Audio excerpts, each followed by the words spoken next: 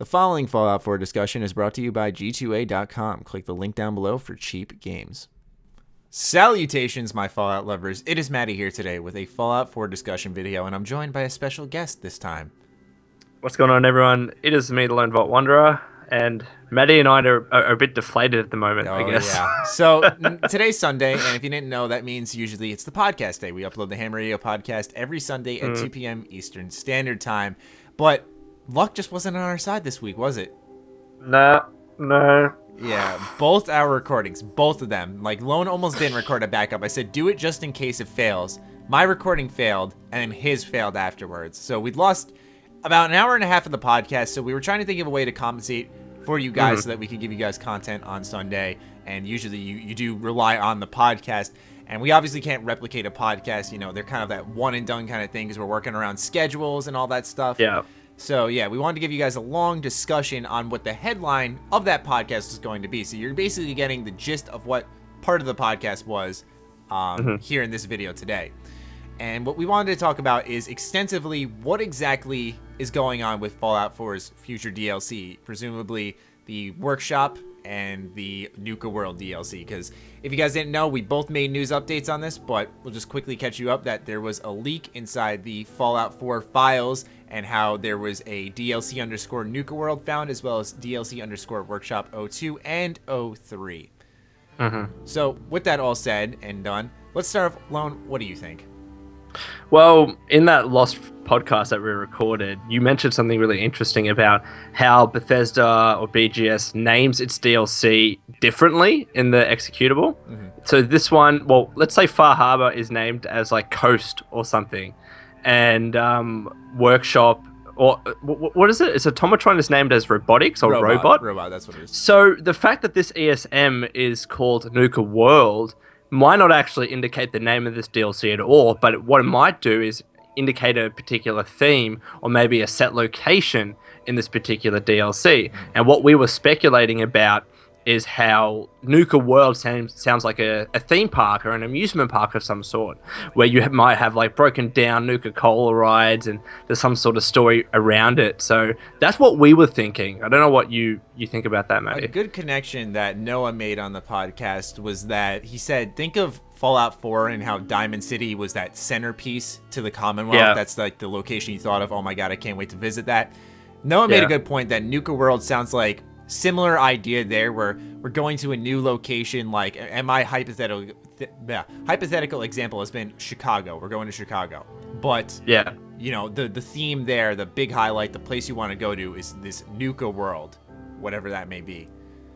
And it sounds like it will be a lot of fun. Like I know that Fallout is not meant to be serious, but it's set in this post-apocalyptic world. But Fallout has always had that kind of comedy to it, that underlying, you know, jokes that are made here and there, especially Fallout 2. So this Nuka-World could just be one large joke, essentially, but have this underlying important story to it. And I'm interested to see how that plays out with Nuka-World, because it, like a fucking Nuka-Cola amusement park or whatever, you can't really take that seriously, can you? It's like, it's meant to be a fun time, but maybe there's going to be something really important about this. Yeah, it's really interesting, especially when you take into account that in the Far Harbor DLC, there's a new drink called Vim, and they were like fiercely competing against Nuka-Cola to try to expand and take them out. So it seems like Nuka-Cola was just this monopoly. It was everywhere. You could not escape it. So it's quite interesting to think of the idea of, hey, maybe there's this like theme park based around it. But that just sounds weird, right? Like a theme park in Fallout. Is it like Noah said, where, you know, it's just a destroyed theme park and it's kind of a place you can explore? Or sometimes people were suggesting, like, what if that has something to do with the settlement mode? And I know it sounds absolutely stupid and insane to think of it that way, like building your own amusement park rides in your settlement. But just it's fucking awesome, though. in a weird way it is. But, you know, just hypothetically speaking, yeah, it's one of those things where it's like you can't rule that out when it sounds like an amusement park. You can't rule out the idea that Bethesda would let us make amusement park rides. I picture Todd Howard watching this and being like, fucking idiots. Just what the fuck are these plebs thinking about? But I guess it's a possibility. Again, it's that comedy aspect of Fallout. Maybe Nuka-World is an area that we can make as our own settlement and just do crazy things with rides and whatnot. But you just made a really interesting point about Vim, and I obviously Nuka-Cola is drawing real world parallels with Coca-Cola, right? Yeah. What if this DLC is just like bringing back the fight between like Sunset Sarsaparilla, Nuka-Cola, and this new Vim drink, and all of the old creators are like engaged in this war over Nuka-World? That would actually, maybe. I mean, they built their own power armor to promote Vim, so I wonder if, you know, hey, why not take it to combat, right? That'd be interesting. For me, I'm thinking what's interesting to me more than anything is the pairing of the DLC. Right now, we're looking at 2 potential Wasteland Workshops, and we'll get into what we might think those are in a second. But we're looking at what could be potentially 2 Wasteland Workshops and this Nuka-World DLC. So we were talking on the podcast, and I suggested, like, hey, what if they did, like, 2 Wasteland Workshop SDLCs to kind of bide us over until this big Nuka-World? Like, maybe the world thing is being taken literally in the sense of the term. Yeah. You know, like, this is a new world. I'm not saying, like, huge overhaul game or anything. I think it's way too soon for that, and I think it's impossible for them to build something like that so quickly.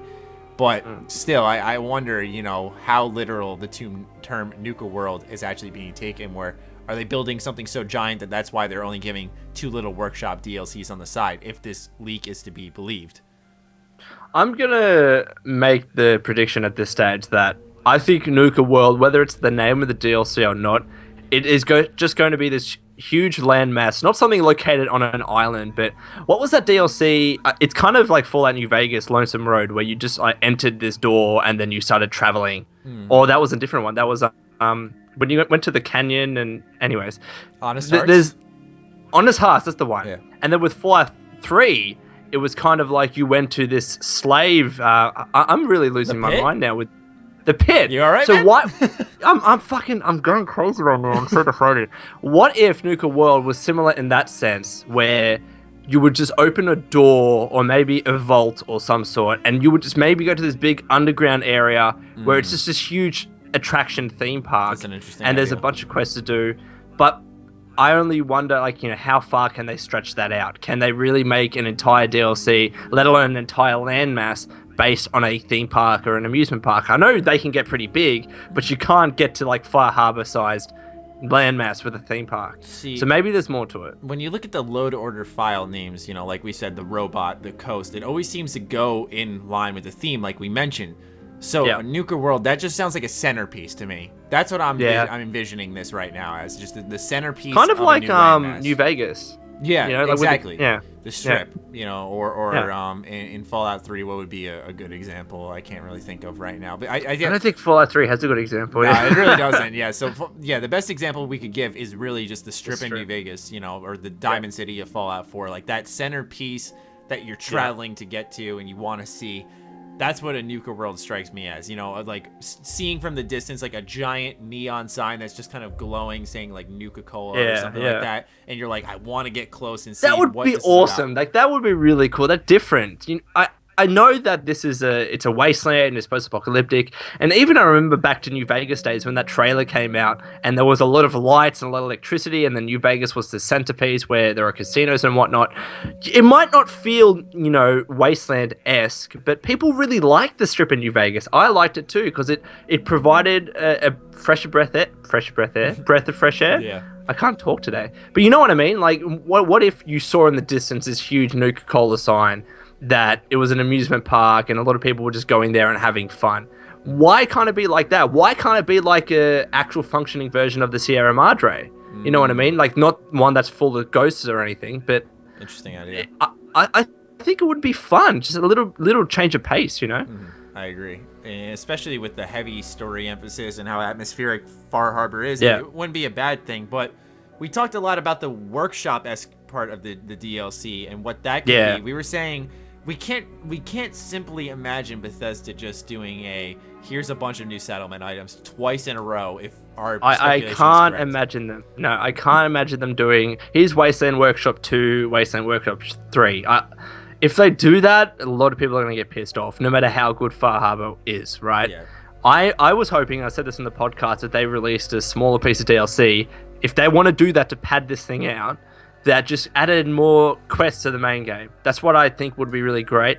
Maybe something to do with the Minutemen. I think the Minutemen need to be given a bit more of a purpose, as opposed to Preston Garvey just saying, here's another settlement needs your help, I'll mark it on your map. Maybe one of those smaller DLC can be dedicated to that, because that saves them from having to create another landmass like Far Harbor. Yeah. They can just add quests. So obviously it's not simple, and it's easier said than done, but it's simpler than a Far Harbor or than a huge Nuka-World DLC. Yeah, see, I'm totally piggybacking on that idea, because when you said that, it was like like the light switch. I was like, oh shit, that's a really good idea, because that's new content, but like when it's associated with the workshop, like it's Workshop 02, it's got to have to deal with the settlement. So my add-on to that was that, and I've said this for a while, that I really wanted them to give purpose to the settlements, where these are actually people who I know and I actually have living, and I, they live with me. And I'm thinking to myself, it would be really cool if they actually gave me quests, So when I have these new settlers coming in, maybe each settlement now has a unique settler who gives out a quest. So then you have I think there's 30 or so settlements in Fallout 4's base game. So now you put 30 plus new quests in this settlement mode, and you have a new unique settler for each one. And it adds some context to the game, where now we can pick and choose our favorite kind of settlers, that type of stuff. I think that would add a lot more to the settlement mode, because I think it's lacking, because some people aren't interested in the building, but maybe they'll build a little bit more now because they know at the end they're going to get a brand new quest or meet someone potentially interesting. Yeah, or maybe even tie in some quests with, you need to create, and I don't know if there's a quest like this in Fallout 4, and it slipped my mind, but where you really need to rebuild a particular settlement and do important quests that are tied to that, as opposed to it's just being something you can do. And I think there is a particular settlement where you're required to do that in some sort of fashion. But as you said, I find it hard to form an attachment or a connection with these settlers that I have in my settlement. I've just helped them, and they are revering me for it. But so what? What comes from that? Is it just that they're running some shops and stalls, and you can run caravan trade routes? Or is that it? Or can it be a little bit more? And maybe it can be a bit more. Yeah, and that's exactly what it sounds like, because just in the scheme of things, I know we're talking from an ideal perspective here, but it just wouldn't make sense for Bethesda to just give 2 sets of settlement items. It would look like A, cash cowing, and B, I don't think it would hold people's attention. At least with people could wait and play Automatron. They're like, awesome, got a new fix. All right, Wasteland Workshop, not that good, but I know Far Harbor's there waiting at the end. For me, if I'm a general Fallout fan, we have the unique perspective. We're Fallout creators, we make videos based off of what Bethesda's doing all the time, not just for Fallout, but in general. And so for us, it's important to stay on top of these things. But as from a general gamer perspective, I think to myself that I'd probably play Automatron, skip Wasteland Workshop, and wait for Far Harbor. But if I'm watching at E3, they reveal this new phase of DLC, and they do a hey, we got 2 Workshop DLCs coming out. Then Nuka-World, I'd be like, all right, Nuka-World looks cool, but that's so far off, nothing in between to hold my interest. That's what I'm thinking right now. I think they, at E3 with the topic, they really need to have a big showing. I know in the podcast we talked about this a little bit, where they're going to focus on their other IPs, but I still think Fallout 4 needs to be a mainstay, flagship showing as part of that press conference. And I can't see them just doing one big piece of DLC, something similar to Far Harbor, in the form of Nuka-World. I think they need to do at least 2 or 3. If they were to come out and say, here are more workshop items and also Nuka-World, which is coming out in 3 months, and in the preceding 2 months, we're getting 2 more Wasteland Workshops, people would, I think, laugh in Bethesda's face. Yeah. I think they need to do something bigger, and I'm hoping, and I don't know why I have this sinking feeling at the back of my head that that's going to happen now, but I hope it doesn't. I really hope. My safe guess here is that they'll do that, but they'll say, oh, in 2017, we have this big thing coming, that you guys should be excited for. Something that teases something like, oh, it's bigger than Far Harbor. Or, oh, it's bigger than Shivering Isles. Something that's like, hey, you should definitely keep paying attention to our game, because, we showed what we can do with Far Harbor. Now watch when we do something bigger and better. Something along those lines. And make Nuka-World sound awesome. I think that's what they might do. But, I think you're on the right track with your workshop idea, adding more quests to maybe the settlements or something. Because to me, the idea of settlement items, that doesn't appeal to everyone. But everyone can get behind quests. And to be honest, I know I hate saying that modders can do it, but with console mods almost available now, I think it's on beta on Xbox One and soon for the PS4, definitely by the time E3 is finished. These are the kinds of things that modders can effectively do. I will say that a modder can add items into the game now for both PC and for consoles. So my argument in the past that PC players need to think of console players, it doesn't really stand anymore. Because if we wanted to add in more items through the use of mods, we can do that. And the Settlement Expanded mod was the first video you did on, I think, for a mod. I did. And that's really, really good and adds a lot more stuff. So I think Bethesda does need to do something that modders can't do or can't do as well as Bethesda can. And they have Brian, they have Courtney to do the voice acting. Give us more really, really interesting quests. Yeah, is what I'm asking. There's always fantastic quest mods. We do not doubt the ability of modders. They can do anything they want with the game, which is always awesome. But we're just asking for the official kind of treatment. Obviously, modders can really do anything. They can build a new landmass. They can build quests. They can give us settlement items. But we want to see that from Bethesda. We want to see them give us more quests with those official emotional impacts and stuff that add to the lore of the universe. That type of stuff. So I think, it's important that they add actual content. Especially, like you said, that's a great point that now everyone's got access to mods, so I don't think settlement objects are going to cut it at this rate.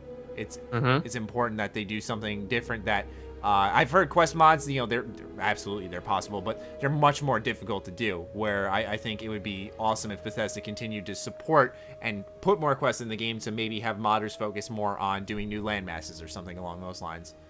Yeah, and if we're going to be getting a lot of quest mods from modders, you're going to have to mute the protagonist and show the full dialogue on the screen for it to work properly. The reason why we all want to see quests from Bethesda and DLC quests from Bethesda is because, again, that's the only way we're going to get the voice protagonist. Some people might not like the voice protagonist, but for those of us that do like it and think it helps the story and the narrative, that's the only way we're going to be getting those kinds of quests. So hopefully they take the ball and run with it and keep placing this emphasis on story and narrative that they have been doing really well with in Far Harbor. I'm so compelled with the characters, especially Dima. And Maddie, we can actually fucking talk about this now because Noah's not here.